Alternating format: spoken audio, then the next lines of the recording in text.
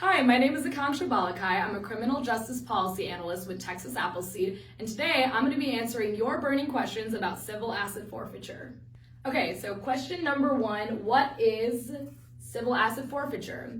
Civil asset forfeiture is the legal process by which law enforcement agencies, particularly local police departments, can seize assets, property, currency, under the belief that it was used for or obtained through some sort of criminal activity.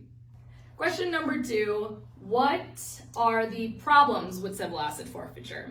So there are a couple different problems with the civil asset forfeiture process as it currently exists in Texas, and I'll spell them out for you.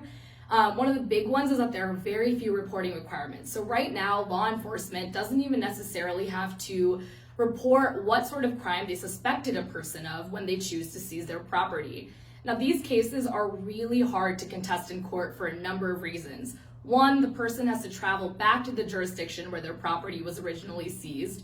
And two, they're not even entitled to an attorney. This is a problem because in these cases, the person has to prove that there was no crime that they used their property for in order to have it returned to them, or even have a chance in having it returned to them.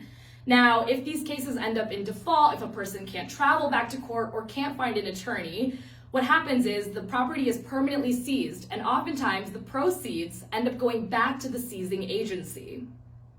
So, on to our final question, how can we address the issues with civil asset forfeiture? So there are a couple different ways we can address the issues with the civil asset forfeiture system in Texas, but the biggest and first one that we can start with is increasing data transparency. If we can have better information on what crime a person is being suspected of when their property is taken, what the outcome of their case is, and we can get this data in a timely manner, we can get a lot more information that will help us change the way the system is currently being utilized in our state.